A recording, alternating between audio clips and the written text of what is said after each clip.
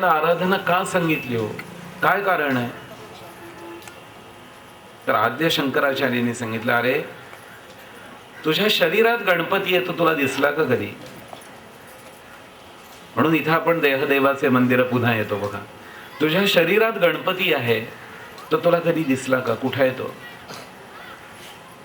तर प्रत्येक व्यक्तीने सहज लक्ष ठेवा, आपलं जे पाऊल आहे ना, आपल्या पावलापासून ते आपल्या मांडीपर्यंतचा जो भाग आहे, ज्याचा सारखा स्पर्श जमिनीला होतो बरं का नेहमी, हा जो भाग आहे शरीरातला, इथं गणपतीचा निवास आहे. आणि हा गणपती पृथ्वी तत्वाचा देव आहे. पृथ्वी तत्वाचा देव गणपती. म्हणून आम्हाला पृथ्वी तत्वाशिवाय आम्ही काही उभं राहू शकतो का हो? म्हणून आम्हाला आधार कोण देतो? तर गणपती आधार देतो. म्हणून तो बघा नेहमी कसा बसलेला आहे, स्वतः कसा विस्तृत बसलेला आहे. तो असा एका पायावर उभा आहे, दोन पायावर उभा आहे अशी भानगड नाहीये. तो व्यवस्थित मांडी घालून बसलेला आहे आणि सुखासनात आहे.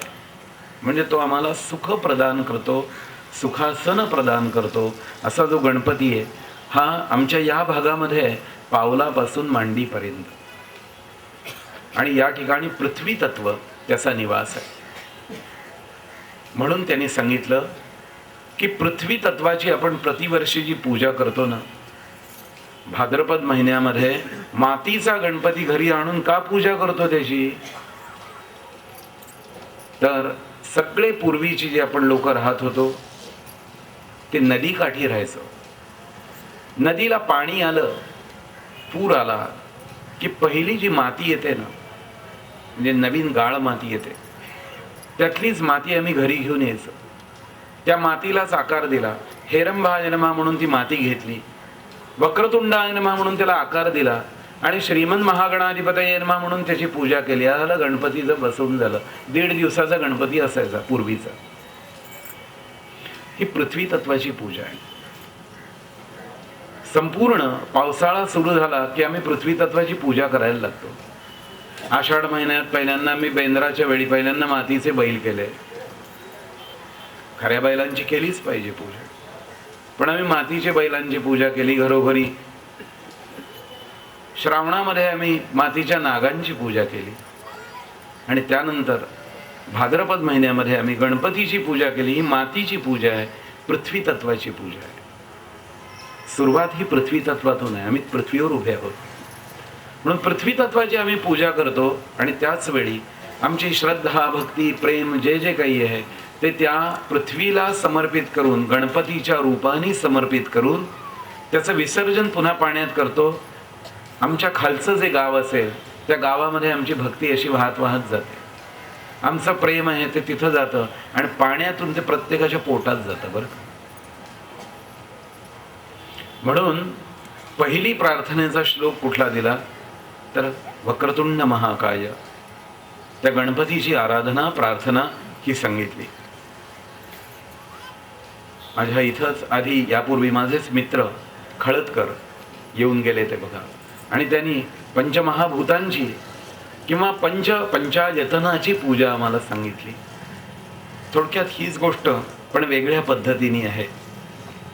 इथून आम्ही थोडे वर आलो शरीरामध्येच की या मांडीपासून ते आपल्या नाभीपर्यंतचा जो भाग आहे शरीरामधला, इथं सगळं जलतत्व आहे बघा.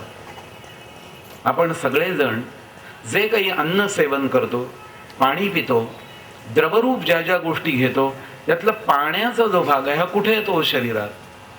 तर हा सगळा नाभीच्या खाली आणि मांडीच्या वर एवढ्याच भागात येतो की नाही? आमची किडनी आहेत किंवा आमचा हा जो सगळा भाग आहे इथंच येतो की नाही? सगळा पाण्याचा भाग, जलतत्व सगळं. या जलतत्वाच्या ठिकाणी कोण राहतो तर नारायण, भगवान विष्णू हे जलशाही आहेत. आपण नेहमी ऐकतो की ते क्षीर समुद्रात पहुडलेले आहेत आणि महालक्ष्मीजी त्यांचे पाय चेपतायत. क्षीर समुद्रात आमच्या शरीरामधला हा समुद्रच आहे बरं का. हा जो भाग आहे हे सगळं जलतत्व आहे. आणि नारायणांचा स्वभाव काय आहे तर ते पालन करते आहेत. उत्पत्ती तर करतातच पण पालनही करतात. पालन करते आहेत, आमचा सगळ्यांचा जन्म कुठं पाण्यातच झाला ना. आमची पहिली उत्पत्ती कुठली आहे? पाण्यातच आहे. मग आम्ही आत्ताच्या स्थूल रूपाने दिसतोय, पण पाण्यामध्ये आमची उत्पत्ती आहे. आमचं जर पालन व्हावं असं जर आम्हाला वाटत असेल, अहो मातेच्या गर्भात असताना त्यांनी पालन केलंच आहे, पण बाहेर आल्यावर सुद्धा आमचं पालन सतत व्हावं अशी ज्यावेळी आम्ही अपेक्षा बाळगतो, त्यावेळी प्रार्थनेतला दुसरा श्लोक आमच्या प्रत्येकाच्या तोंडात येतो. शांताकारम भुजगशयनम पद्मनाभम सुरेशम विश्वाधारम. विश्वाचा आधार आहे तो बरं का. गगन सदृशम मेघवर्णम शुभांगम लक्ष्मीकांतम कमलनयनम योगिभिर्ध्यानगम्यम वंदे विष्णुम भवभयहरम सर्वलोकैकनाथम. नारायण आमच्या कुठे लक्षात आलं का? आमच्या शरीरामध्ये या संपूर्ण भागाचं संरक्षण भगवान नारायण विष्णू करतायत. तिथून थोडे वर आलो, किंचित नाभीपासून ते हृदयापर्यंत एवढ्याच भागामध्ये आलो बरं का. नाभी ते हृदय म्हणजे याला आपण पोट म्हणतो. आणि या ठिकाणी कोण राहतात? तर भगवान सूर्यनारायण आमच्या इथे राहतात या पोटाच्या ठिकाणी. आणि त्यांची रोज आठवण आपल्याला दुपारी 12 वाजता होते बरं का. म्हणूनच त्याला जठराग्नी आपण म्हणतो. अग्नी तेज तत्व जे आहे या जगतामध्ये, जगतात तेज तत्व म्हणजे सूर्यनारायण. आणि हा सूर्यनारायण आमच्या प्रत्येकाच्या या इथे बसलेला आहे. आणि हा सूर्यनारायण आहे, हा कसा आहे तर दिसणारा देव आहे. बाकीचे सगळे देव तुम्हाला मानावे लागतात, पण हा रोज दर्शन देतो. त्याचं दर्शन झालं नाही तर आपण अस्वस्थ होतो की नाही?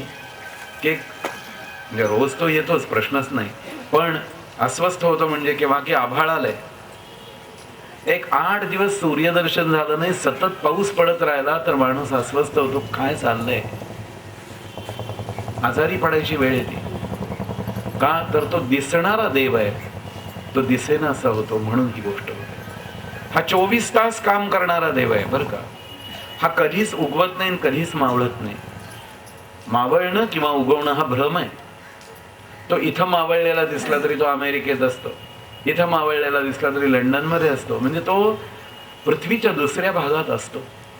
24 तास काम करणारा हा सूर्यनारायण आमच्या प्रत्येकाच्या पोटाची काळजी घेतोय बरं का.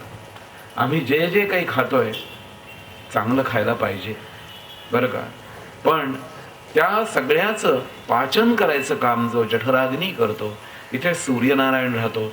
म्हणून प्रार्थनेतला तिसरा श्लोक सांगितला. आम्ही रोज सूर्यनमस्कार घालतो. सूर्यनमस्कार प्रत्येकाला घालायला सांगितले बरं का. इतर व्यायाम केले ना तर आम्ही बैलासारखे ताकदवान होऊ, पण आमच्या ठिकाणी सात्विक भाव राहणार नाही.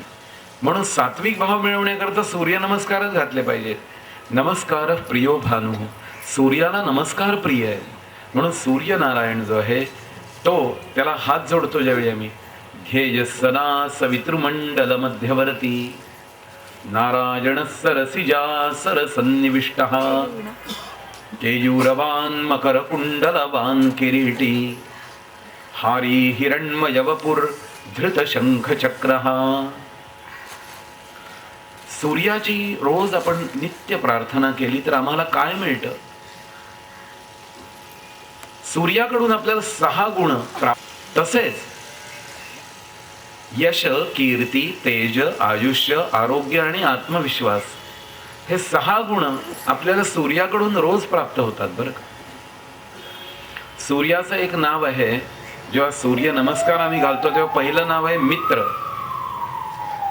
मित्राय नमः, रवये नमः, सूर्याय नमः, अशी त्याची 12 नावं आहेत. ते त्याची ती किरण आहे. सूर्याला नमस्कार केला की मैत्री नावाचं किरण आपल्या शरीरात प्रवेश करतं बरं. मित्राय नमः म्हटलं की काय येतं? मैत्री नावाचं तत्व आपल्या अंतरंगात प्रवेश करत असतं. म्हणून सूर्याची कृपा झाली तर कितीतरी उत्तम गोष्टी घडतात. पोटाच्या ठिकाणी आमच्या हा जठराग्नीच्या रूपाने सूर्यनारायण राहतो, त्याची कृपा पाहिजे. म्हणून या दिसणाऱ्या देवाला आम्ही सगळ्यांनी रोज नमस्कार केला पाहिजे, वंदन केलं पाहिजे. आणि प्रार्थना जी आहे ना ही सूर्योदय आणि सूर्यास्ताला केली पाहिजे. आंघोळ करून केली तर उत्तमच आहे, पण नाही आंघोळ झालेली नसली तरी वेळ सांभाळली ना तर त्यालाही फार महत्व आहे. त्याचंही महत्व सांगतो, कारण सूर्य वेळ पाळतो. या जगतामध्ये सगळ्यात वेळ पाळणारा शिस्तबद्ध जर देव कोणी असेल तर तो सूर्यनारायण आहे बरं. तो वेळेच्या बाबतीत कधीही तडजोड करत नाही. म्हणून सूर्याची जो उपासना करतो, प्रार्थना करतो, तो माणूस शिस्तबद्ध बनतो आपोआप. म्हणून प्रार्थनेमध्ये गणपती, विष्णू आणि सूर्यनारायण याचा हा ध्येय सदा सवितृमंडल मध्यवर्ती हा भाग झाला. इथून आमच्या शरीरामध्ये आम्ही थोडे वर आलो की आमच्या या हृदयापासून ते आमच्या नाकापर्यंत हा जो भाग आहे शरीरातला. म्हणून शरीर हे 5 विभागात वाटून दिलेलं आहे बरं का. आणि पंचमहाभूत आमच्या शरीरात वावरत आहेत, वेगवेगळ्या रूपांनी वावरत आहेत. जे पिंडी ते ब्रह्मांडी, जी पंचमहाभूत बाहेर आहेत, पृथ्वी, आप, तेज, वायू, आकाश, तीच पंचमहाभूत आमच्या प्रत्येकाच्या शरीरात नाहीत का वावरत आहेत. या जगतामध्ये 2/3 पाणी आहे, म्हणजे 70% पाणी आहे. कुठेही पाणी पडलं तरी ते शेवटी समुद्रालाच मिळतं ना. म्हणून म्हणतो आपण, आकाशात पतितंतोयम यथा गच्छति सागरम सर्वदैव नमस्कार केशवम प्रति गच्छति. जसं कुठेही पडलेलं पाणी समुद्रात जाऊन पोचतं आणि ते खारट होतं. पडताना पाणी गोड पडलं पण ते खारट बनलं. तसंच आम्ही सगळेजण गोड पाणी पितो, बाहेर पडणारं पाणी खारटच नसतं का. ते डोळ्यातून येऊ दे, नाकातून येऊ दे, घाम येऊ दे, काहीही असेल, येणारं बाहेर पाणी खारट असतं की नाही. म्हणून याला म्हणलाय हा न्याय पिंडी ते ब्रह्मांडी. जे बाहेर आहे तेच आत आहे, जे आत आहे तेच बाहेर आहे. म्हणून आतल्यानी बाहेरच्याची प्रार्थना करायची, म्हणजे बाहेरची प्रार्थना आतल्याचं संरक्षण करते. हे एकमेकांवर एकमेक गोष्टी अवलंबून आहेत. आम्ही गेले विसरून खऱ्या देवा, ही स्थिती आहे बरं का, अशी वस्तुस्थिती आहे. म्हणून या इथे हा जो भाग आहे ना शरीरातला, ह्या हृदयापासून ते संपूर्ण नाकापासून ते हृदयापर्यंत, त्याच्याही खालीपर्यंत हा जो भाग आहे, हा सगळा भाग म्हणजे शक्तीस्थल आहे बरं का. माताजी, आई या भागात आहे, आमच्या प्रत्येकाच्या शरीरात आहे बरं का. हे संपूर्ण वायू तत्व आहे. आमची फुफ्फुस, आमचं हृदय, आमचा श्वासोच्छ्वास, आमची सगळी जी गोष्ट आहे ना, याची काळजी जर कोण घेत असेल ना तर ती महाकाली, महालक्ष्मी, महासरस्वती आमची काळजी घेते बरं का. वात्सल्य भाव जो आहे ना तो या ठिकाणी आहे. म्हणून मातृशक्तीच्या ठिकाणी दूध जे निर्माण होतं ते या ठिकाणी होतं. मूल रडायला लागलं ना तर तुम्ही कडेवर घेतलं ना की या ठिकाणी पुरुषांनी सुद्धा इथं घेतलं की ते मूल रडायचं थांबतं. आईने घेतल्यावर थांबेल यात शंकाच नाहीये. पण हा सगळा जो भाग आहे वायू तत्व आहे. आणि नाकापासनं ते इथपर्यंत जर तुम्ही विचार केलं तर हे संपूर्ण जे शरीरातला हा अत्यंत मेन भाग आहे, अत्यंत महत्वाचा भाग. म्हणून हा भाग आहे वायू तत्व आहे. अन्नाशिवाय तुम्ही 15 दिवस काढू शकाल, 20 दिवस काढू शकाल, पाण्याशिवाय 4 दिवस काढू शकाल, वायूशिवाय किती दिवस काढाल. वायूशिवाय अरे मिनिट सुद्धा नाही जाणार. म्हणून आईशिवाय मिनिट सुद्धा नाही जाणार बरं. ही गोष्ट इथे ध्यानात ठेवा. आणि या इथे हा जो भाग आहे शरीरातला, याचं संपूर्ण संरक्षण कोण करत असेल तर ती आई करते. म्हणून या ठिकाणाला म्हटलंय, सर्व मंगल मांगल्ये शिवे सर्वार्थ साधिके शरण्ये त्र्यंबके गौरी नारायणी नमोस्तुते. आम्ही प्रार्थना किती सोपी आहे बघा, कोणीही करू शकतो की नाही. ही गोष्ट या ठिकाणी आमची आई आहे. सर्व मंगल मांगल्ये, जी सगळ्यांचं कल्याण करणारी आहे, सगळ्यांचं मंगल करणारी आहे, अशी आई माझ्या इथं, माझ्या प्रत्येकाच्या इथं आहे. म्हणून आम्ही म्हणतो मातृदेवो भव, मग पितृदेवो भव आहे, पण आधी आई आहे. आणि यानंतरचा जो भाग येतो, इथून इथपर्यंतचा जो भाग आहे आपल्या शरीरातला, या नाकापासून तो वर मस्तकापर्यंतचा हा सगळा जो भाग आहे ना, इथं कोण राहतात आणि हे तत्व काय आहे तर या ठिकाणी आकाश तत्व आहे. संपूर्ण वरचा हा जो भाग आहे ना, हे आकाश तत्व आहे. भगवान शंकरांचं एक नाव आहे ईशान. भगवान शंकरांची जी अनेक नाव आहेत त्यातलं एक नाव आहे, त्याचं नाव आहे ईशान. आणि वेदांनी असं सांगितलंय, ईशान सर्व विद्यानाम ईश्वर सर्वभूतानां ब्रह्माधिपतिर ब्रह्मणोधिपतिर ब्रह्मा शिवो मे अस्तु सदा शिवोम. सर्व विद्यांचा अधिपती, सर्व भूतांचा अधिपती जर कोण असेल तर तो भगवान शंकर आहे. आणि तो आपल्या प्रत्येकाच्या मस्तकाच्या ठिकाणी आहे. प्रत्येकाने विचार करून बघा, आपलं सगळ्यांचं जे डोकं आहे हे शिवलिंगासारखं नाहीये का? आमचं सगळ्यांचं मस्तक हे शिवलिंगासारखं आहे. आणि शिव हा शक्तीशिवाय राहत नाही. एक सहज सांगतो बघा, आपण म्हणतो ना सगळेजण नमः शिवाय नमः शिवाय नमः शिवाय, आपण म्हणतो की नाही? पण या शिवाय मधला, नमः शिवाय मधला जो इकार आहे, इकार, ती म्हणजे पार्वती आहे बरं का. अक्षरामध्ये इकार जो असतो म्हणजे स्त्रीलिंगाकरता जो शब्द संस्कृतमध्ये वापरला जातो ना, त्याला इकार म्हणतात. तिचं नाव आहे पार्वती. इकार जर काढून टाकला तर काय राहिलो? नमः शिवाय आहे, त्यातला इकार काढून टाकला तर नमः शवाय होईल की नाही? काय होईल? नमः शवाय. शव म्हणजे काय आहे? शव म्हणजे प्रेत आहे, होय की नाही? म्हणून नमः शिवाय. शिव हा शब्द केव्हा शिव बनतो? पार्वतीने युक्त असतो त्यावेळी बरं का. आणि पार्वती कुठं राहते? तर शेंडीच्या ठिकाणी राहते बरं का. आपल्याला शिखा असेल ना तर तिथं पार्वती आहे, आणि तर ते मस्तक आहे ते शिव आहे बरं का. शिखा हा कळस आहे, म्हणून शेंडी ठेवायची. शेंडी हे फॅशन नाहीये बरं का.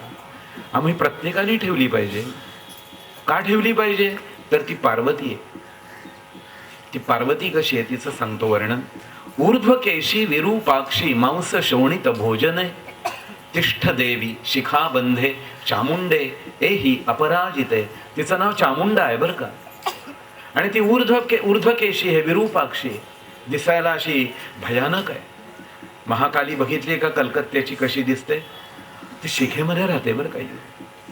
आणि ती जर तिथं येऊन राहिली ना तर तिचं नाव अपराजिता आहे. ज्या माणसाला इथं शिखा असेल ना त्याला कुठे त्याचा पराजय होणारच नाही. तो जाईल तिथं त्याचा विजय होईल. म्हणून छत्रपती शिवाजी महाराजांना सुद्धा शिखा होती बरं का. शेंडी सगळ्यांना होती, ती फॅशन नाहीये. शेंडी असेल तर तुम्ही शिव बनता, शेंडी नसेल तर तुम्ही शव बनता. आम्हाला शिव बनायचंय. नमः शिवाय हे इथं आहे बरं का. आणि याला काय म्हणलंय तर ह्या आकाश तत्वात कोण आहेत? आकाश तत्वात किती तारका दिसतात रोज बघा. रात्री आपण बघतो ना किती तारका आहेत, चमचम चमचम करत असतात. या आकाश तत्वात ज्ञानतंतू या तारका आहेत बरं का. आणि त्या सारख्या चमकत असतात आपल्या अंतरंगामध्ये, या मस्तकामध्ये. म्हणून या ठिकाणी असणारा जो शंकर आहे याची प्रार्थना केली आहे.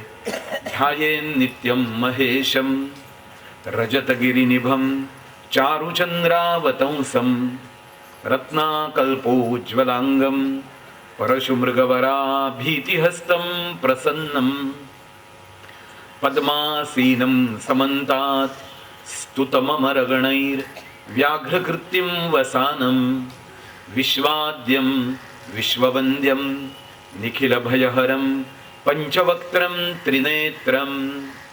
आपल्या प्रत्येकाच्या मस्तकाच्या ठिकाणी भगवान शंकर राहतात. आणि त्यांची रोज आम्ही अशी प्रार्थना केली तर ते शंकर अवतीर्ण होतात. आपण सगळेजण या पंचमहाभूतांनी युक्त आहोत. आपण प्रत्येकजण देव आहोत. आम्ही माणूस नाही आहे, आम्ही देव माणूस आहोत. आणि आम्हाला प्रत्यक्ष देव व्हायचंय. आणि आमचं शरीर म्हणजे देवयान आहे. प्रार्थना करताना पुढे त्यांनी सांगितलं की अरे प्रार्थनाच करतोयस ना, कशा कशा प्रकारे करायची. जशी पंचप्राण आहेत तसे पंच उपप्राण आहेत आमच्या शरीरामध्ये. म्हणून प्रार्थनेचे आणखीन काही काही गोष्टी सांगितल्या. आणि या सगळ्या गोष्टी आम्हाला कुठून आल्या तर आद्य शंकराचार्यांच्या पासून ह्या गोष्टी सांगितल्या गेल्या. मध्यंतरीचा एक काळ आम्ही सगळं विसरून गेलो होतो, पण ही गोष्ट प्राप्त झाली. आणि आपल्याला सगळ्यांना ही प्रार्थना जी आहे ही आम्ही देणार आहे. प्रत्येक जण ही प्रार्थना घेऊन घरी जा. आणि हे आम्ही करणार आहे बरं का. पुढचा श्लोक आहे प्रार्थनेचा श्लोक पुढचा येतो, सरस्वतीचा आहे ना. आपण सगळेजण म्हणतो की अरे हे शरीर मिळालं पण बुद्धी नको का, बुद्धीचं काम नको का चांगलं व्हायला.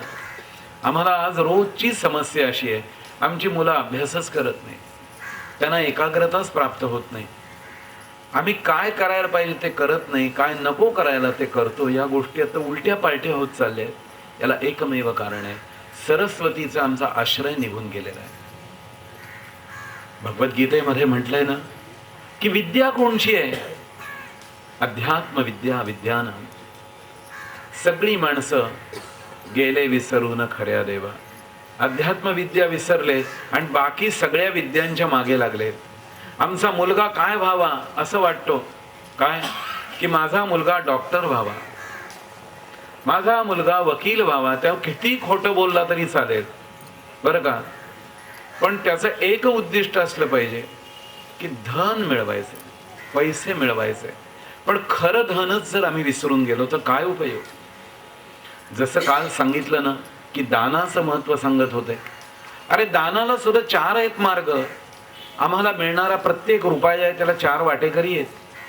चत्वारो वित्तराजादाः धर्माग्नी नृपतस्कराः ज्येष्ठ पुत्राव मानेन त्रयः कुप्यन्ति सोदराः.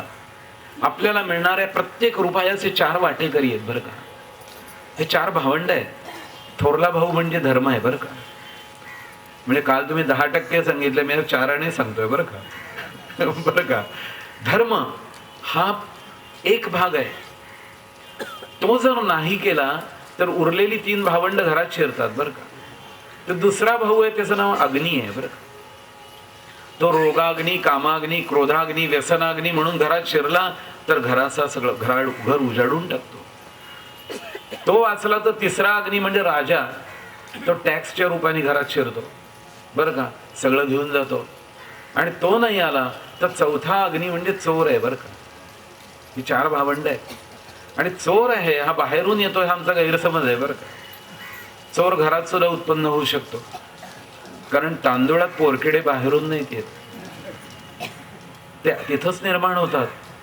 तुम्ही भाजी आणली, मटारामध्ये एखादी आळी निघाली तर ती का बाहेरून येत नाही, ती आतच निर्माण झालेली असती. तसं विपरीत धन घरात आलं तर विपरीत प्रजा घरात निर्माण होते. म्हणून तसं होऊ नये. खरं धन काय आणि खोटं धन काय हे कळण्याकरता बुद्धी नको का हो. प्रत्येक गोष्ट करताना तारतम्य यावं म्हणून आम्हाला सांगितलं. अरे सरस्वतीला शरण जा. या कुंदेंदु तुषारहार धवला, या शुभ्र वस्त्रावृता, या वीणावर दंड मंडित करा, या श्वेत पद्मासना. आपल्याला बहुतेक जणांना येतोय हा श्लोक. या ब्रह्माच्युत शंकर प्रभृतिभिर्देवैः सदा वंदिता, सा मां पातु सरस्वती भगवती विशेष जाड्यापहा. या सरस्वतीची कृपा होते. माऊलींनी आमच्यावर किती कृपा केली. सगळं संस्कृत मधलं ज्ञान त्यांनी मराठीत आणून आमच्या पुढे ठेवलं. पण तुम्हाला एक सांगतो की माऊलीची सुद्धा इच्छा आहे. ती माऊली आहे, ती म्हणते तुम्ही ज्ञानी व्हा आणि तुम्ही पुन्हा संस्कृतज्ञही व्हा. तुम्हाला संस्कृत शब्द तुमच्याही तोंडातून निघू दे. का असं का होतं तर संस्कृत शब्द तुम्ही उच्चारायला लागला की सगळी मुळाक्षरं तुमच्या तोंडातून घेतली जातात बरं का. सगळी मुळाक्षरं, अनुस्वार, विसर्ग, सगळ्या गोष्टी तुम्हाला तोंडातून बाहेर पडायला लागतात.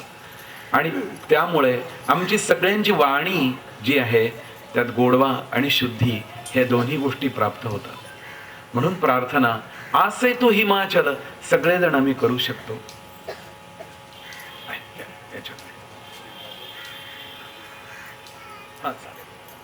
म्हणून सरस्वतीची 6वा श्लोक हा सरस्वतीचा आहे. त्यानंतर 7वा श्लोक आहे तो असा आहे की आमच्या सगळ्या भारतीयांचा मानबिंदू कोण आहे, आमची सगळ्यांची मर्यादा कशात ओळखली जाते हो. तर प्रभू रामचंद्रांच्या चरित्रामध्ये आमची सगळी मर्यादा सामावलेली आहे. भगवान रामचंद्र, प्रभू रामचंद्रांचं सगळं चरित्र जे आहे ते आमच्या प्रत्येक भारतीयाच्या जीवनामध्ये कोरून ठेवलेलं आहे. म्हणून आमच्या नित्य प्रार्थनेमध्ये भगवान प्रभू रामचंद्रांचाही श्लोक पाहिजे.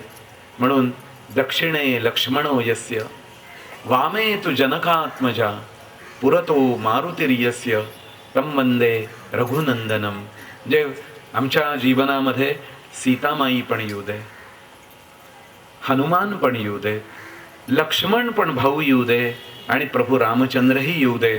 दक्षिणे लक्ष्मणो यस्य वामे तु जनकात्मजा पुरतो मारुतिर्यस्य तम वंदे रघुनंदनम. असे प्रभू रामचंद्र आमच्या जीवनात येऊ दे. म्हणजे आमच्या जीवनाला एक प्रकारची मर्यादा येईल. आत्ता आमचं जे वागणं आहे ना ते अमर्याद असल्यासारखं आहे. वाईट अर्थाने, चांगल्या अर्थाने नाही बरं का. चांगल्या अर्थाने जर आम्ही अमर्याद झालो तर देवाला सुद्धा आवडेल. पण आत्ता जे आम्ही वागतोय ते वेगळ्याच अर्थाने अमर्याद. आम्हाला कुठलीच मर्यादा नाही. मोठी व्यक्ती आली तर छोट्या व्यक्तीला समोरच्याशी कसं वागायचं हे कळत नाहीये. आईशी कसं वागायचं, वडिलांशी कसं वागायचं, श्रेष्ठ व्यक्तीशी कसं वागायचं हे आम्हाला कळतच नाहीये. कोणापुढे नतमस्तक व्हायचं हे कळत नाही आणि कोणापुढे होऊ नये तेही कळत नाही. आम्ही सगळेजण धनापुढे नतमस्तक होतोय, आम्ही सत्तेपुढे नतमस्तक होतोय, पण आम्ही ज्ञानापुढे नतमस्तक होत नाहीये, आम्ही भक्तीपुढे नतमस्तक होत नाहीये. किंवा जे होतोय ते तोंड देखलं होतोय, खरं नसतंच ते. तर तसं होऊ नये यासाठी म्हणून आम्हाला काय सांगितलंय की आमच्या जीवनात मर्यादा येऊ दे, प्रभू रामचंद्र आमच्याकडे येऊ दे. म्हणून हे दक्षिणे लक्ष्मणोयस्य आहे. त्यानंतर सांगितलंय प्रार्थना करताना पुढचा श्लोक दिला की आम्हाला सगळ्यात जवळचा अवतार कोण आहे हो. भगवान नारायणांचे जे अनेक अवतार झालेले आहेत, म्हणजे मत्स्य अवतार आहे, कच्छप अवतार आहे, सगळे अवतार झाले, पण आम्हाला सगळ्यात जवळचा, आता आम्ही कलियुगात वावरतोय, आम्हाला जवळचा अवतार कोण आहे तर भगवान गोपाल कृष्ण आहे. ज्यांनी अर्जुनाला निमित्त केलं पण सगळं तत्वज्ञान आमच्यापर्यंत आणून पोचतं केलं, अर्जुनाला निमित्त केलं. त्या गोपाल कृष्णांचं म्हणजे तो रथ सुद्धा असा आहे बघा. करवसुपद बे विसजा वेदस्तन शोभती शिरे सात पुच्छे पाच जयाला स्मरता दे मुक्ती अल्प दिवसात. असा तो गोपाल कृष्णांचा किंवा अर्जुनाचा रथ आहे बरं का. कर वसु, वसु म्हणजे 8 बरं का. ज्या रथाला 8 हात आहेत, म्हणजे अर्जुनाचे 2 हात, मारुतीचे वरच्या 2 हात आणि गोपाल कृष्णाचे 4 हात, जे 2 दिसत आहेत आणि 2 दिसत नाहीत.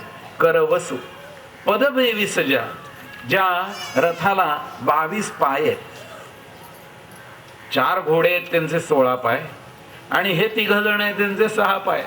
कर वसु पदबे विसजा वेदस्तन, या रथामध्ये बसलेल्या यांना तिथं स्तन किती आहेत तर 4च स्तन आहेत. वेद म्हणजे 4, वेदस्तन 4 स्तन आहेत. म्हणजे कुणाचे? 2 गोपाल कृष्णाचे आणि 2 मारुतीचे. अर्जुनाला स्तनच नव्हते बरं का.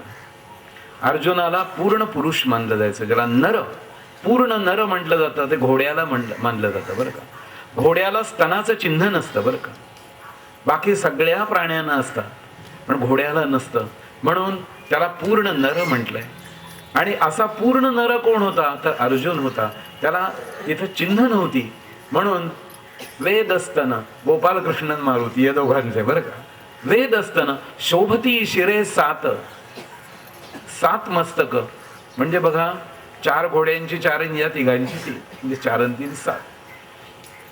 कर वसु पद वे विसजा वेदस्तन शोभती शिरे 7 पुच्छे 5 जयाला. 4 घोड्यांची 4 आणि मारुतीचं 1, पुच्छे 5 जयाला. अशा रथाचं नुसतं स्मरण केलं, स्मरता दे मुक्ती अल्प दिवसात.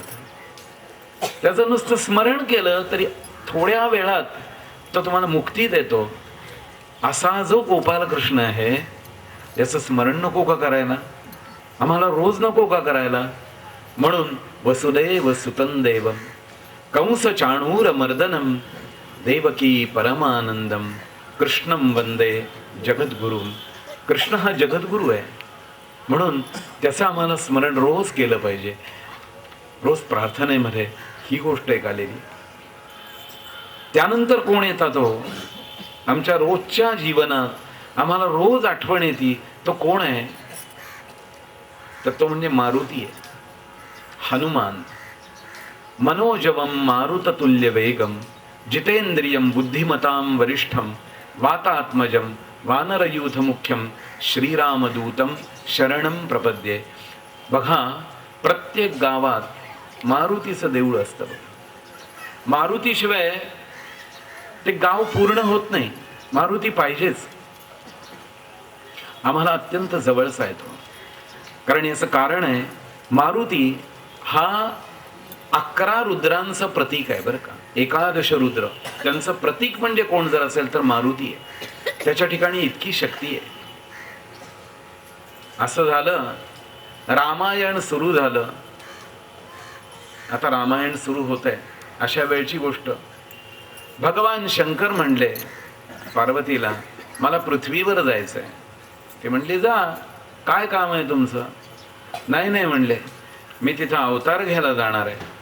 मला एका वेगळ्या रूपामध्ये जायचंय पृथ्वीवर. पार्वती म्हणली, मी पण येणार, मी पण येणार.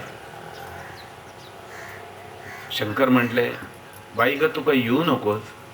मला रानावनातून फिरायला लागणार आहे, कंदमुळं खात फिरायला लागणार आहे, तू काही येऊ नको. नाही नाही म्हणले, मी येणार. स्त्री हट्ट आहे बरं का, तो मान्य करावा लागतो शेवटी. आणि त्याने अगदी नाही नाही म्हणले. बरं म्हणले, नाही, मी येणारच. बर म्हणले, ये.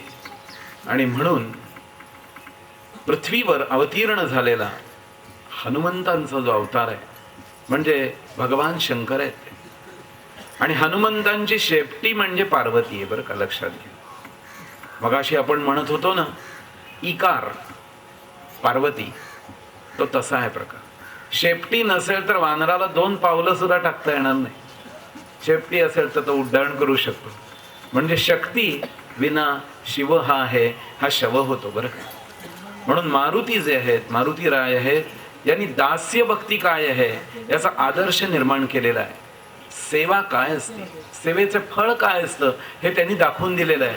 म्हणून असे मारुती राय आमच्या प्रत्येकाच्या जर अंतरंगात वावरत असतील तर वायू तत्व त्याची आम्हाला चांगली ओळख होईल.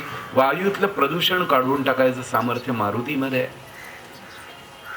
आम्ही सगळेजण जर मनोजवम मारुततुल्य वेगम म्हणू लागलो ना, तर वायूला सुद्धा शुद्ध होऊनच आमच्याकडे यावं लागेल. कारण त्याच्यामध्ये मारुती राय बसलेले आहेत. मनोजवम मारुततुल्य वेगम. त्यानंतर आम्हाला रोजची प्रार्थना आहे, त्याच्यामध्ये गुरुर् ब्रह्मा गुरुर्विष्णू गुरुर्देवो महेश्वरः गुरु साक्षात परब्रह्म तस्मै श्री गुरवे नमः असं आपण म्हणतो. गुरुतत्व, गुरुतत्वाला आम्ही सगळे भारतीय मानतो, प्रत्येक जण. कारण आमच्या जीवनात अनेक गुरु येऊन गेलेत. पहिला गुरु म्हणजेच आई आहे, मातृदेवो भव. दुसरा गुरु म्हणजे पिता आहे, पितृदेवो भव. तिसरा गुरु म्हणजे आम्हाला विद्या शिकवणारे, काय गम भन श्री गणेशाय नमः महासरस्वत्यै नमः किंवा अंकगणित सगळे शिकवणारे जे शिक्षक आहेत ते आम्हाला गुरुच नाहीत का? पण हे गुरु अभिप्रेत नाहीये. गुरु म्हणून ज्यांना म्हटलंय त्यांना सद्गुरु म्हटलंय. जे हाताला धरून भगवंतापर्यंत घेऊन जातील त्यांना म्हणतात सद्गुरु. आणि तो माझ्या जीवनात नित्य असावा, त्याचं मार्गदर्शन मला कायम मिळत राहावं. म्हणून जो म्हणतात तो जो सद्गुरु आहे, गुरुर् ब्रह्मा गुरुर्विष्णू गुरुर्देवो महेश्वरः गुरु साक्षात परब्रह्म तस्मै श्री गुरवे नमः. हे 10 श्लोक झाले. 11वा श्लोक आहे हा आद्य शंकराचार्य, ज्यांच्यामुळे आम्ही प्रत्येक जण हिंदू म्हणून घेतोय. नाही तर आम्हाला हिंदू म्हणूनच घेतलं नसतं, अशी गोष्ट होते. त्यांनी सगळी घडी बसवली. आसे तो हिमाचल, हातात तलवार न घेता सगळी गाडी रुळावर आणली. श्रुती स्मृती पुराणानाम आलयम करुणालयम नमामि भगवत्पादम शंकरम लोकशंकरम आद्य शंकराचार्य. म्हणून गुरु परंपरा सुद्धा जी सांगितली जाते कायमस्वरूपी सदाशिव समारंभाम. गुरुची परंपरा कुठून सुरू झाली तर शंकरांपासून सुरू झाली. भगवान शंकरांपासून सदाशिव समारंभाम शंकराचार्य मध्यगाम अस्मदाचार्य पर्यंताम. अस्मदाचार्य म्हणजे कोण? माऊली, ज्ञानोबा माऊली. ही आमची गुरुपरंपरा आहे. सदाशिवापासून सुरुवात झाली बरं का. सदाशिव समारंभाम शंकराचार्य मध्यगाम अस्मदाचार्य पर्यंताम वंदे गुरु परंपराम. संपूर्ण आमच्या गुरुपरंपरेला हा नमस्कार जातो. आणि त्यानंतरची प्रार्थनेतला शंकराचार्यांनी सांगितलेली एक गोष्ट ते म्हणले, हे सगळे श्लोक ऋषींनी केलेले आहेत, सगळे श्लोक पुराणात आलेले आहेत. हे सगळे जरी झाले तरी एक व्यक्तीने जे आमच्याकरता फार मोठं योगदान दिलं, तो श्लोक जो आहे किंवा ते जे काव्य आहे ते या भूमीशीसाठी आहे, आमच्या भूमी मातेशी निगडीत आहे. म्हणजे ते म्हणजे आमचं राष्ट्रगीत वंदे मातरम. सुजलाम सुफलाम मलयज शीतलाम सस्य श्यामलाम मातरम. आपण सगळेजण कृषीचे, आपण सगळेजण भूमीचे उपासक आहोत, आपण सगळे ऋषी आहोत आणि मग कृषी आहोत बरं का. या सगळ्याचा संबंध असा असल्यामुळे बरं प्रार्थना केल्यामुळे काय घडतं, या प्रकारे आपण रोज सकाळी आणि संध्याकाळी प्रार्थना करू लागलो. सकाळी 7 वाजता आणि संध्याकाळी 7 वाजता. मला सांगा 12 श्लोक म्हणायला किती वेळ लागेल? 12 श्लोक म्हणायचे किती वेळ लागेल? 5 मिनिटं सुद्धा नाहीत लागणार. 5 मिनिटात आम्ही जर सकाळी 7 वाजता आणि संध्याकाळी 7 वाजता घरामध्ये असू, घरामध्ये एसटी स्टँडवर असू, एसटी स्टँडवर, रेल्वे स्टेशनवर असू, रेल्वे स्टेशनवर, जिथं असू तिथे आपण प्रार्थना करू लागलो ना, आम्ही वेळ नाही चुकवायची आणि मोठ्यांना म्हणायची. प्रार्थना ही मोठ्यांना का म्हणायची तर असं आमच्याकडे सांगितलंय, अहो येता जाता उठत बसता कार्य करिता सदा देता घेता वदनी वदता ग्रास गिळता घरी दारी शय्येवरी रती सुखाचे अवसरी समस्तांची लज्जा त्यजुनी. लज्जा त्यजुनी लक्षात ठेवा बरं का. समस्तांची लज्जा त्यजुनी भगवत चिंतन करी. भगवंताचं चिंतन करताना लाज बाळगू नका, म्हणजे निर्लज्ज बना. निर्लज्ज याचा अर्थ आपण सध्या जसा वापरतो तसा नाही, तर भगवंताचं नाव घेताना लाज बाळगू नका. भगवंतापुढे साष्टांग नमस्कार घालायच्या वेळेला माझ्याकडे कोणी बघतंय का विचार नका करू, तिथं लगेच नतमस्तक व्हा. म्हणून प्रार्थनेमध्ये ही गोष्ट सांगितली की तुम्ही सगळेजण ही गोष्ट करा. प्रार्थनेचा परिणाम असा आहे, त्यांनी सांगितलं की एकाने केलेली ती व्यष्टी होते आणि अनेकांनी केलेली ती समष्टी होते. समष्टी प्रार्थनेचा परिणाम अधिक होतो बरं का. आज आम्ही सगळेजण ज्ञात आहोत, बाकीचे अनेक धर्म समष्टी प्रार्थना करतात की नाही बघा. तुम्हाला रोज ऐकू येत असेल अनेक वेळा समष्टी प्रार्थना होती, त्यांच्या पुढे सत्ता सुद्धा वागते बरं. आम्ही समष्टी प्रार्थना जर करू लागलो देवाजवळ, आमच्या जवळचं कोणचंही मंदिर असेल आम्ही तिथं सगळ्यांनी जायला पाहिजे. आणि आपल्याकडे एक फायदेशीर काय आहे, आपल्याकडे आपण सगळे स्त्री पुरुष जाऊ शकतो प्रार्थनेला. आम्हाला बंधन नाहीये बरं का की फक्त पुरुषांनीच करायची आणि बायकांनी करायची नाही. ही भानगड नाहीये. आम्ही सगळेजण प्रार्थना करू शकतो. स्त्रियाही करू शकतात, पुरुषही करू शकतात आणि सगळेजण समष्टी रूपाने प्रार्थना करू लागलो. परिणाम काय होईल? आमचा आवाज मोठा होईल. आम्ही सगळेजण एकमेकात गुंफले जाऊ. आमच्यामध्ये आम्ही गण म्हणजे संघटन ही क्रिया आमच्यामध्ये आपोआप निर्माण होते. आणि आमचा हा संपूर्ण भारतीय समाज जो आहे, अनेक पंथ उपपंथ आहेत पण ते एकमेकात गुंफलेले आहेत. भगवंतानी जी निर्माण केलेली आहे सगळी जी गोष्ट विविधतेनं आहे ना, म्हणून इतके किती रंग नाहीत का आता आम्ही तुम्ही जर बघितलं तर किती वेगवेगळ्या प्रकारच्या साड्या आपण परिधान केलेल्या आहेत की नाही. सगळे एका युनिफॉर्म मध्ये आहेत का? भगवंतानी सगळं जे निर्माण केलंय अहो फुलपाखरं सुद्धा किती रंगाची असतात, पक्षी किती रंगाचे असतात, प्राणी किती रंगाचे असतात, फुलं किती रंगाचे असतात, त्यांना गंध किती रंगाचे असतात, किती प्रकारच्या चवी त्याने निर्माण केलेल्या आहेत. मग भगवंत जो आहे त्याला विविधता आवडते. हा भाग नाहीये की देव एकच पाहिजे. कुणाला गणपती आवडेल, कुणाला मारुती आवडेल, कुणाला शंकर आवडेल, पण शेवटी ही सगळी दरवाजे आहेत. भक्ती मार्गामध्ये हा शंकर दरवाजा, हा गणपती दरवाजा, हा मारुती दरवाजा असाच प्रकार आहे. थोड्या वेळाने भक्तीचं रूप जे आहे हे निर्गुण होत असतं. पहिल्यांदा सुरुवातीला आम्हाला सगुणत्व दाखवावं लागतं, पण कालांतराने आम्ही सगळेजण निर्गुणच भक्त होतो. पण एकदम कोणी PhD होत नाही. पहिलीपासून शिकावं लागतं ना. हळूहळू पहिली, दुसरी, 5वी, 12वी करत करत आम्ही PhD होणार आहे. म्हणून निर्गुण उपासना ही पहिलीच एकदम लहानपणी कशी रुजेल, म्हणून आम्हाला प्रार्थना सांगितली. ही इतकी रूप दाखवली आणि या रूपाने तुम्ही पुढे जा. मागून मग तुम्ही त्या परमात्म्यापुढे जाऊन पोहोचणार आहे. आणि निश्चित वेळ पाळल्याने काय होतं माहिती का? एक उदाहरण सांगतो. तुमच्या दाराशी जर एखादी गाय आली ना आणि ती सकाळी 10 वाजता आली, तर तिला तुम्ही जर गोग्रास खायला घातला, आज उद्या परवा 2-3 दिवस तिला सकाळी 10 वाजताच खायला घाला. चौथ्या दिवशी ती गाय तुमच्या दारात 10 वाजता उभी असेल. तिच्या हातात रिस्ट वॉच नाहीये बरं का. ती 10 वाजता बरोबर तुमच्या दाराशी येईल आणि तुमचं गेट जर बंद असेल तर तिथे धडका मारेल ती. हीच क्रिया तुम्ही एखाद्या कुत्र्याला खायला घालून बघा. ते वेळ सांभाळेल, ते तिथं त्या वेळेला उपस्थित राहील बरं का. आम्ही रोज वैश्वदेव करतो. वैश्वदेव झाला की कावळ्याला आम्ही रोज घास ठेवतो पत्र्यावर. मजा सांगतो, मी सकाळी जर 11 वाजता जर वैश्वदेव करत असेल आणि जर उशीर झाला तर तो कावळा 11 ते 11:30 ओरडून ओरडून डोक्यावर घेतो घर. म्हणजे सगळे प्राणी मात्र ज्यांना बुद्धी नाहीये ते सुद्धा वेळ पाळतात. आपण जर वेळ पाळली ना, तो जगन नियंता जर परमेश्वर जो आहे तो त्या वेळेला उपस्थित राहतो. तुम्ही प्रार्थना ज्या वेळेला कराल त्या वेळेला आता बाकीचे अनेक धर्म जे आहेत ते प्रार्थना करतायत, वेळेला प्रार्थना करतायत.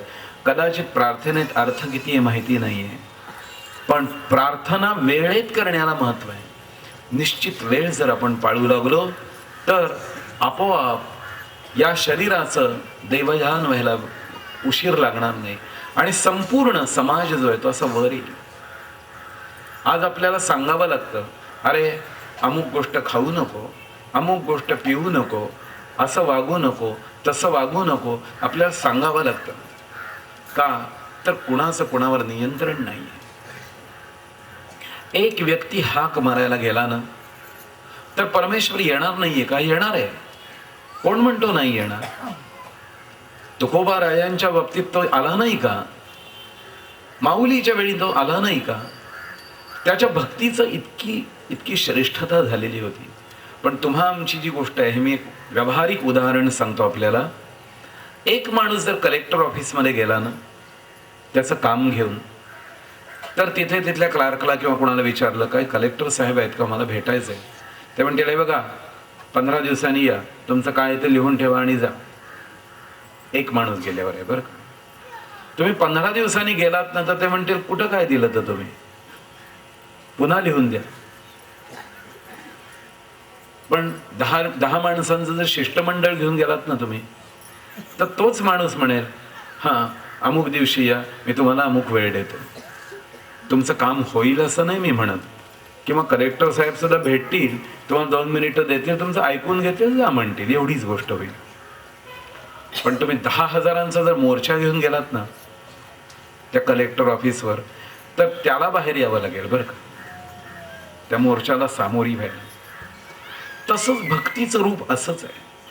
व्यष्टी रूपाने केलेली भक्ती आणि समष्टी रूपाने केलेली प्रार्थना, समष्टी रूपाने केलेली भक्ती ही अशीच आहे. नित्य आम्ही व्यक्तीनेही प्रार्थना करायची आणि समष्टीच्या रूपानेही करायची. याचा परिणाम असा होतो की सगळेच जण, सगळे देवदेवता आम्हाला अनुकूल होतात. अरे काय म्हणतोयस बाबा, तुझं काय असेल ते लवकर हे करून टाक, हा भाग होतो. म्हणून आम्हाला प्रार्थना करणं क्रमप्राप्त आहे. एक आणखीन मजेशीर गोष्ट सांगतो प्रार्थनेतली. आपण सगळेजण आता बघा हरिपाठ म्हणतो की नाही, हरी आणि हर, पण ह हे अक्षर कायम आहे की नाही. आम्ही सुद्धा वेदाचा उच्चार करताना, प्रारंभ करताना काय करतो, हो हरिही ओम, मग आमची मंत्र म्हणायला प्रारंभ होतो. म्हणजे हरी हा आम्हाला चुकलेला नाहीये बरं का. ह हे अक्षर, म्हणून अक्षर ब्रह्मामधली ही एक मजा फक्त सांगून ठेवतो. सगळ्यांनी बघा, आपण प फ ब भ म म्हणतो, तथ द ध न म्हणतो, क ख ग घ म म्हणतो. आपल्या तोंडाची वेगळी वेगळी रचना होती की नाही. प फ ब भ म म्हणलं की ओठ चिकटतात, तथ द ध न म्हणलं की दाताला जीभ चिकटते, क ख ग घ न म्हणलं की आमचा स्वर अनुनासिक होतो. पण मला सांगा, ह हे उच्चार करताना अक्षर कुठून येतं ते? ह हे अक्षर कुठून येतं बघा बघू. ह ह नाभीतून येतं. बेंबीतून येणारं अक्षर म्हणजे ह. हरी, हर हे जे अक्षर येतं कुठून येतं? बेंबीतून येतं. प्राणशक्ती आम्हाला कुठून मिळाली? आमच्या जन्मात आम्ही गर्भात असताना आम्हाला प्राणशक्ती कुठून मिळाली? आम्हाला तिथं आमचं रक्षण कुणी केलं? त्या ह न केलं बरं का. तो ह री, ह री काय किंवा ह र, र हे अक्षर म्हणजे तेज तत्व बरं का. आणि ह अक्षर म्हणजे अंतरिक्ष, आकाश. ह ह म्हणजे आकाश. का तर पुरुष सूक्तानी सांगितलंय, नाभ्या आसीत अंतरिक्षम. भगवंताच्या नाभीपासून काय झालं तर आकाश निर्माण झालं. आणि आकाशाचा गुण काय आहे तर शब्द हा त्याचा गुण आहे. म्हणून ज्यावेळी आम्ही सतत हरिमुखे म्हणा, हरिमुखे म्हणा, पुण्याची गणना कोण करी. अरे तुम्ही उच्चारलेलं प्रत्येक ह अक्षर हे आकाश तत्वाला जाऊन मिळतंय बरं का. हे ध्यानात घ्या. आणि आकाशाचं दुसरं अक्षर काय माहितीये का? आकाश तत्वाला ज्यांनी जोडलं जातं असं अक्षर म्हणजे ख अक्षर आहे बरं का. ख, खम ब्रह्म, ख म्हणजे आकाश बरं का. आणि या ख ला सू लावलं की सुख होतं, आणि या ख ला दू लावलं की दुःख होतं बरं का. संपूर्ण शरीरभर आमच्या कोण व्याप्त असेल तर आकाश तत्व आहे. पण त्याच्यामध्ये प्रार्थना केली तर सुख होईल आणि नाही केली तर दुःख होईल, एवढाच फरक आहे. आकाश तत्व, हरी हे या सगळ्यांचा एकमेकाशी. म्हणून म्हणलं की आमच्या प्रत्येक तत्वामध्ये काय भरलेलं आहे, आमच्या प्रत्येक प्रार्थनेमध्ये, आमच्या प्रत्येक सूत्रामध्ये सायन्स भरलेलं आहे. पण ते आम्हाला जर ज्ञात व्हावं वाटत असेल, आम्हाला अधिकाधिक ज्ञान प्राप्त व्हायचं असेल, असं आहे, ज्ञानाशिवाय आमची भक्ती ही फलद्रूप होणार नाही. आम्हाला ज्ञानी हे व्हावंच लागेल. आम्ही जर सारखे रडत राहिलो ना, भगवंता मी अज्ञानी आहे, मी पामर आहे, मी मूर्ख आहे, मी वेडा आहे, माझं आपलं सगळं तू मान्य करून घे, असं आम्ही किती वेळा सांगणार त्याला आणि किती दिवस सांगणार? परमेश्वर तुम्हाला म्हणतोय की अरे मी तुला माणूस बनवलंय. यापूर्वीचे तू म्हणत होतास ते सगळे जन्म झालेत बर का. मग मरकट लीला करून झालेले आहेत, गाढवपणा करून झालेला आहे. आता त्याची जरूर नाही, तुला मी माणूस बनवलाय. तू माझ्या पायाशी ज्यावेळी येतोस त्यावेळी एक दिवस असं सांग ना की भगवंता तुझ्या कृपेने मला हे ज्ञान प्राप्त झालंय, मला पुढं सांग. भगवंता तुझ्या कृपेने मला ही कला प्राप्त झाली, मला पुढं शिकव. असं का नाही म्हणत? मी दरवेळी रडत बसायचं. म्हणून ज्ञानाशिवाय आम्हाला मुक्ती ही मिळायला अवघड आहे. भक्ती जी आहे ती ज्ञानोत्तर भक्ती व्हायला पाहिजे. ज्ञानेश्वरी का म्हणते? आम्ही ज्ञानेश्वरी का वाचायची? तर मला ज्ञान वाढलं पाहिजे. ज्ञान जर वाढलं तर त्याशिवाय कुठलीच क्रिया होणार नाही. म्हणून आम्ही नित्य प्रार्थना करायला लागलो की प्रत्येक वेळी रोज मी हीच गोष्ट विनंती करायची भगवंताला, भगवंता मला अजून ज्ञान दे, मला आता पुढं आणखीन कुठं जायचंय, ही फक्त कल्पना दे. यासाठी ही सगळी क्रिया आहे. आम्हाला नित्यता म्हणून त्या उपनिषदामध्ये काय म्हणलंय, पंचवायते महायज्ञाः सतती प्रतायन्ते सतती संतिष्ठन्ते. सातत्याला महत्व दिलंय.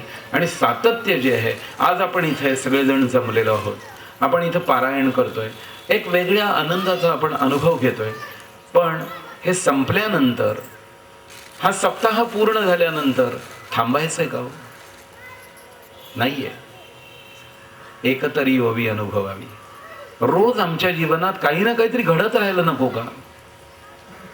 म्हणून आमच्या शरीरांतर्गत असणारे हे सगळे, ही जी पंचमहाभूत आहेत आणि हे सगळे जे प्रार्थनेचे सगळे जे आहेत, हे जर आमच्या ह्याच्यामध्ये पुन्हा पुन्हा अवतीर्ण झाले, ही तत्व जी आहेत ही आमच्या प्रत्येक शरीरामधली जागी झाली, तर देवयान, आम्हाला मनुष्यत्व जे दिले ते नुसतं मनुष्यत्व नाहीये, तर हे एक प्रकारचं यान आहे.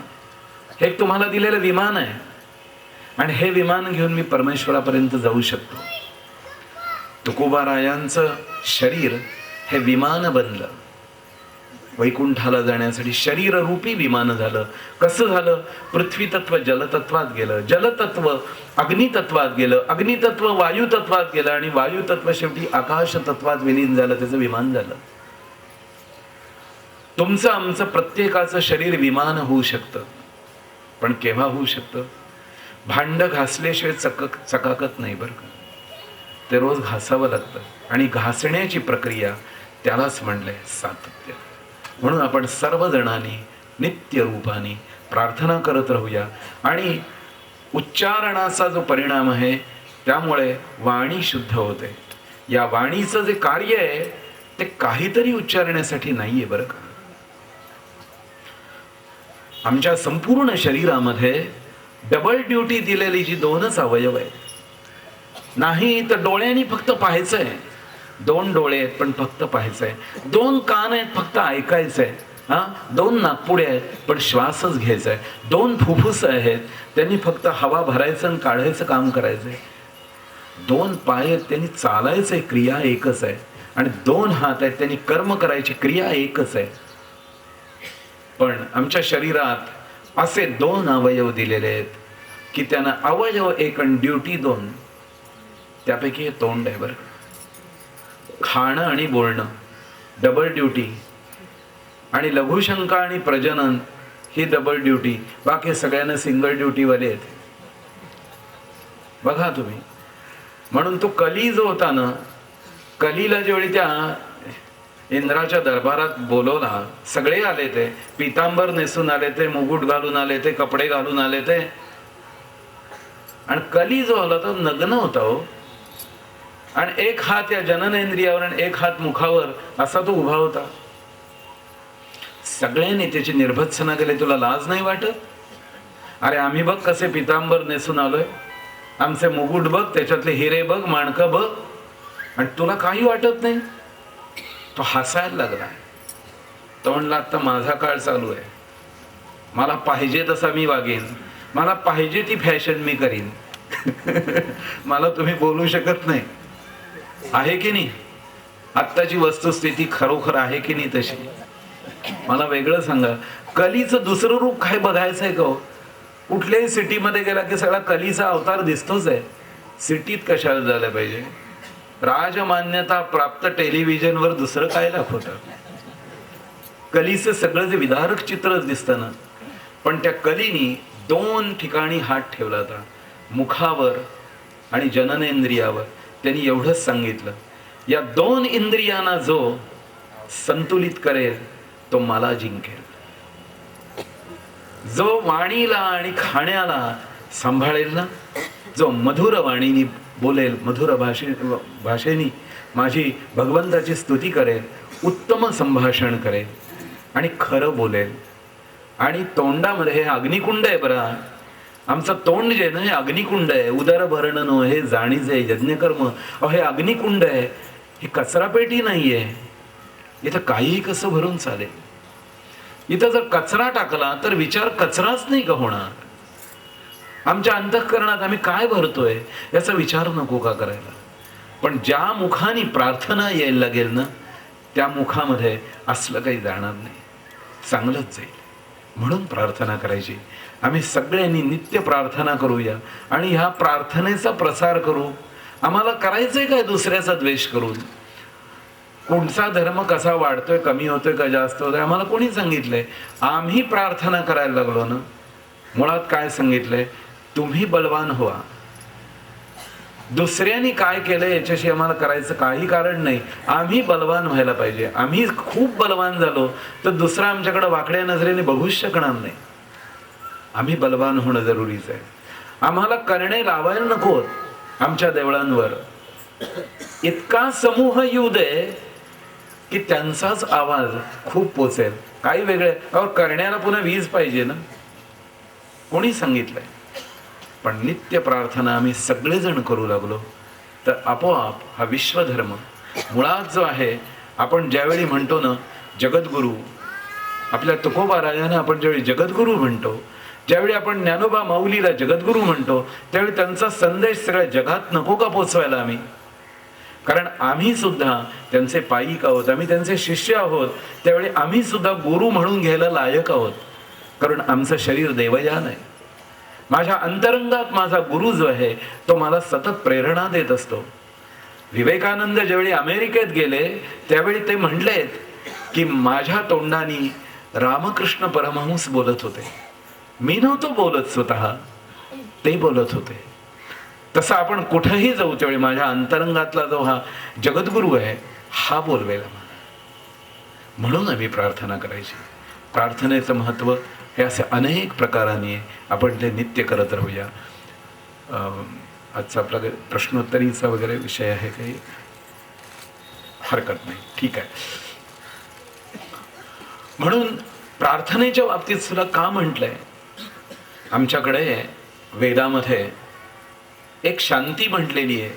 भद्रं कर्णे शृणुयाम देवाः, भद्रं पश्येमाक्षभिर्यजत्राः. मला डोळ्यांनी, मला कानानी चांगलं ऐकू येऊ दे. भद्रतर, उत्तम अशी गोष्ट माझ्या कानात पडू दे. सतत कानामध्ये काय यावं तर चांगलंच येऊ दे. भद्रं पश्येमाक्षभिर्यजत्राः. या डोळ्यांनी काय जर पाहायचं झाले तर ते चांगलं दिसू दे. विपरीत काहीतरी मला बघायला लागू नये. पण हे सगळं जे विपरीत पाहायला मिळू नये किंवा विपरीत ऐकायला मिळू नये याच्यासाठी मला काय काय करावं लागेल? तर मी विपरीत खाता उपयोग नाही. आमच्याकडे वेदामध्येच आणखीन ज्या ज्या काही गोष्टींचा उल्लेख आहे त्याच्यामध्ये म्हणलंय, हा प्राण जो आहे ना, अन्नमय, प्राणमय, मनोमय, विज्ञानमय, आनंदमय. आमच्या शरीरामध्ये 5 कोश आहेत आणि या 5 कोशांपैकी पहिला कोश आहे तो अन्नमय कोश आहे, दुसरा कोश आहे तो प्राणमय कोश आहे, तिसरा कोश आहे तो मनोमय कोश आहे, चौथा कोश आहे तो विज्ञानमय कोश आहे आणि 5वा कोश आहे तो म्हणजे आनंदमय कोश आहे. भगवंत कुठे राहतो? भगवंताचं निवासस्थान कुठे आहे? तर ते आनंदामध्ये. जिथे परमानंद असतो, जिथे ब्रह्मानंद असतो तिथे भगवंत राहतात. बघा, आपण सगळेजण ज्या वेळेला नामसंकीर्तन करत असतो, गजर करत असतो, त्यावेळेला तो आनंद निर्माण होतो आणि त्या तिथे तो भक्त सखा श्रीरंग नाचत असतो. त्यावेळी आपल्याला सगळ्या बाकीच्या सगळ्या गोष्टींचं विस्मरण होतं. आपण एका विशिष्ट नादामध्ये असतो आणि त्या आनंदाचा अनुभव घेतो. पण आपल्याला येणारा आनंदाचा अनुभव हा क्षणमात्र असतो, अगदी कमी, फार थोडा वेळ असतो. पण तो परमात्मा कायम त्या आनंदात राहतो. म्हणजे त्याला कुठली समस्याच नाही, कुठली चिंताच नाही. तो माझ्या अंतरंगात आहे. तो माझ्या शरीरात वस्तीला कायम येऊन राहते. म्हणून ही ज्याप्रमाणे आम्ही प्रार्थना करतो, आपण ज्याप्रमाणे सकाळी आणि संध्याकाळी, सकाळी आणि संध्याकाळचं महत्व काय आहे तर आपल्याला त्याला म्हणलं संधिकाल. संधिकाल, संधी कालाला महत्व दिलेलं आहे. म्हणून आम्ही तर संध्या करतो, सूर्योदय आणि सूर्यास्त यावेळी संधी कालामध्ये आम्ही संध्या करतो. म्हणून आपण म्हणतो ना, संध्याकाळ झाली, संध्येचा समय झाला. याचा अर्थ हा आहे की संधी काल जो आहे हा अतिशय महत्वाचा आहे. आमच्या प्रत्येकाच्या जीवनात संधी काल हा फार महत्वाचा आहे.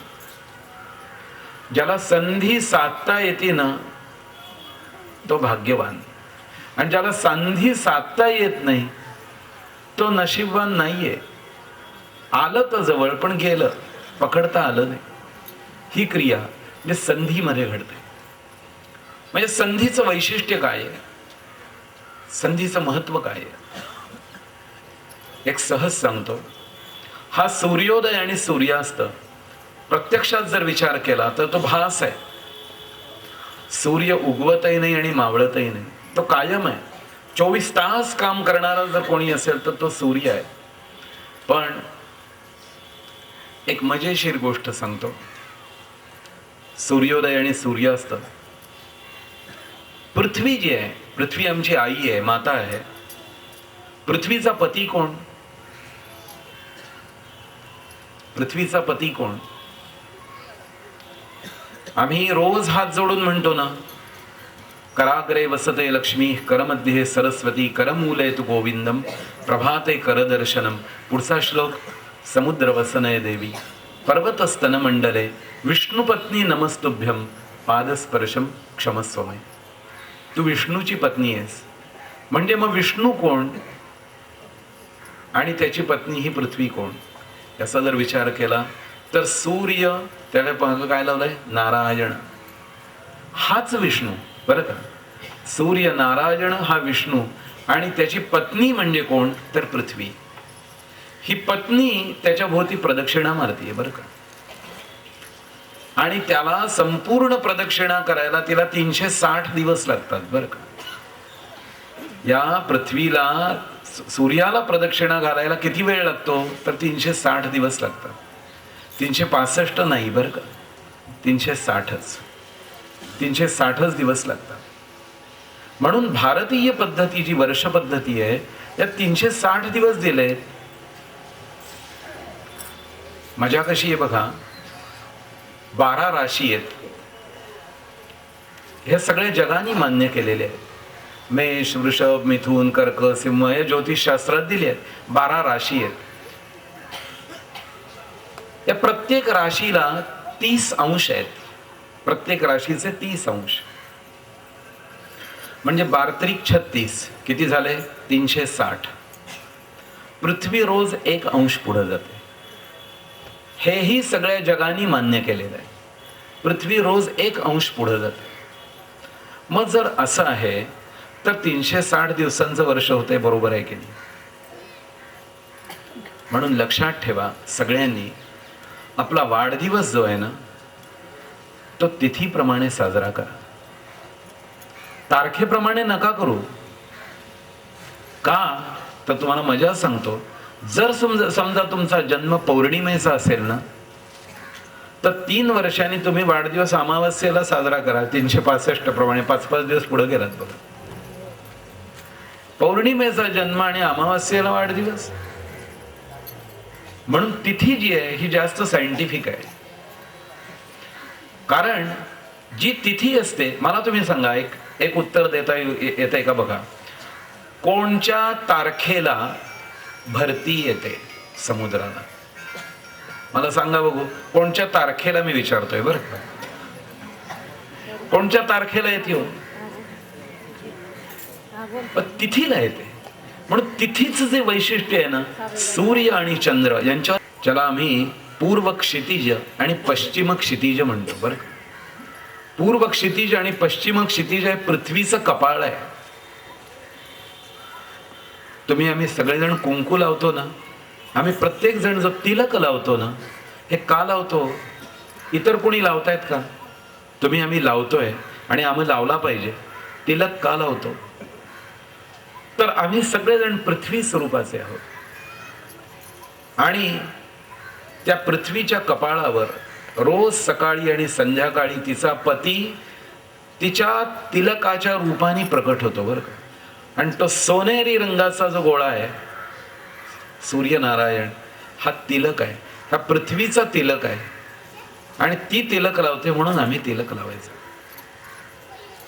ती प्रदक्षिणा घालती बरं का. ती काय म्हणते, मला संपूर्ण नाही रे प्रदक्षिणा घालतायत,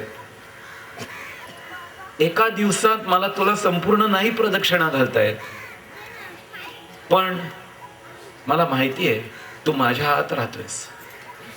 हृदयस्थो जनार्दन, आपण म्हणतो ना की माझ्या हृदयामध्ये तू राहतोयस, असं पृथ्वी म्हणतीये सूर्याला की हे तेज तत्वा, हे माझ्या पती देवा, तू माझ्या आतमध्ये, माझ्या अंतःकरणामध्ये, माझ्या हृदयामध्ये तेज तत्वाच्या रूपाने राहतोयस. पृथ्वीच्या आतमध्ये संपूर्ण लाभा रस आहे आणि तो सूर्यासारखाच आहे, प्रदीप्त आहे, सूर्यासारखा आहे. ते म्हणते मला तुला संपूर्ण प्रदक्षिणा जर एक दिवसात नाही घालताय म्हणून मी माझी मलाच घालून घेते प्रदक्षिणा. आपण आरती झाल्यावर सगळेजण प्रदक्षिणा घालतो की नाही स्वतःभोवती? हे कुठून आलं? हे सगळं सायन्स आलं कुठून? यानी कानीच पापानी जन्मांतर कृतानीच तानी तानी विनश्यंती प्रदक्षिण पदे पदे.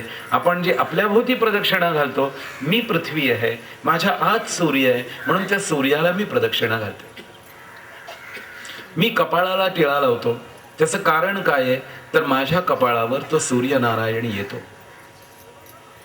आपण ज्यावेळी इथे हा तिलक लावायला लागतो, परिणाम काय होतो तर या ठिकाणी असणारा आपण सगळेजण, मगाशी मी सांगितलं ना की आपला हा भाग, वरचा भाग म्हणजे शंकर आहे. आणि शंकराला डोळे किती येतो? शंकराला 3 डोळे आहेत ना, मग तुम्हा आम्हाला 3 डोळे आहेत.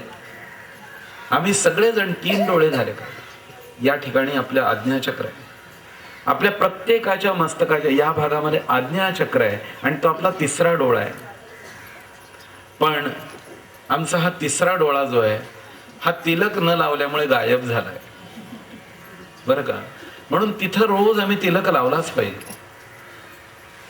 सायन्स प्रमाणे जर बघितलं तर या ठिकाणी या कपाळाच्या या भागामध्ये पिनियल ग्लँड नावाची एक हे होती, काय म्हणतो त्याला, एक ग्रंथी होती, पिनियल ग्लँड.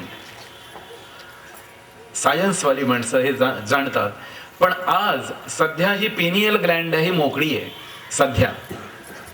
म्हणजे गेली 2000-5000 वर्ष ती आम्हाला मोकळीच मिळते. ही केव्हापासून मोकळी व्हायला लागली, केव्हापासून झाली याचा जर तुम्ही विचार केला तर ज्या दिवशी भगवान गोपालकृष्णाने अश्वत्थाम्याच्या कपाळातला मणी काढून घेतला त्या दिवशीपासून आमच्या सगळ्यांची पिनियल ग्लँड ही निघून गेली. हे लक्षात ठेवा.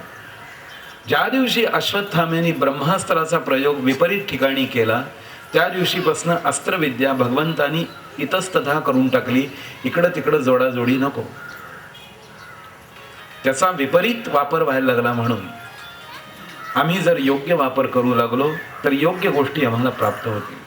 म्हणून भगवंताशी पुन्हा जर तादात्म्य व्हायचं असेल, भगवंताची तीच शक्ती जर पुन्हा प्राप्त करायची असेल, अणिमा लघिमा गरिमा प्रतिमा प्राप्ती प्राकाम्या ईशिता वशिता या अष्टसिद्धी तुम्हाला जर हव्या असतील तर प्रार्थना करा. दुसरं काय आहे? भगवंताची प्रार्थना केल्यानंतर तो तुमच्या सन्निधी उभा आहे. राज्य शासन तुमच्या पायाशी येईल. आज येते तसं नाही, आज येते तसं नाही, आज येते ते सगळं खोटं आहे. यात खरं काही नाही. तुमचा अंकुश कायम राहील. तुमचा अंकुश सतत सतत याच्यावर राहील. का तर धर्मसत्ता हिचा अंकुश मोठा होईल. कारण प्रत्येक जण जो आहे तो एकमेकांशी गुंफलेला आहे. तिथं कोणीच मोठा नाही आणि कोणीच छोटा नाही अशी स्थिती आहे. कारण प्रत्येक जण प्रार्थनाच करतो. म्हणून आम्हाला प्रार्थना केली पाहिजे. आणि ज्यावेळी आमची ही सगळी प्रार्थना सुगंधित होईल संपूर्ण देशभर, त्यावेळी आपोआपच दुर्गंध आहे तो निघून जाईल. सुगंध इतका वाढवावा लागतो, तो खूप वाढला म्हणजे प्रश्न येत नाही. आज आम्हाला सुगंध जर घ्यायचा असेल तर अत्तर हाताला लावल्यावर हात जवळ न्यावा लागतोय. दुर्गंधाकरता हे करावं लागत नाही, तो आपोआप येतो. म्हणून आता सगळी आपली स्थिती अशी आहे, आपल्याला पुन्हा बळकट व्हायचं असेल तर वायू तत्व, प्रार्थना, सुगंध आणि या एकवट होणं ही क्रिया घडणे आवश्यक आहे. आणि ही क्रिया फक्त आम्हाला प्रार्थना करून देऊ शकते. मी आता या ठिकाणी प्रार्थनेच्या बाबतीत थोडीशी माहिती द्यायचा प्रयत्न केला आहे. प्रमोद महाराजांनी मला सांगितलं तर की अनेक लोकांच्या काही ना काही प्रश्न आहेत. अमुक एक गोष्ट का करावी, का करू नये, काही धर्मशास्त्रीय शंका आहेत. तर त्या बाबतीत ते म्हणले थोडी उत्तरं देता आली तर बरं होईल. मला ज्या ज्या गोष्टी शक्य आहेत त्या मी अवश्य त्या प्रश्नांना उत्तर द्यायचा प्रयत्न करतो. हां, उद्याच्या सत्रात ठीक आहे. आजच्या या सत्रामध्ये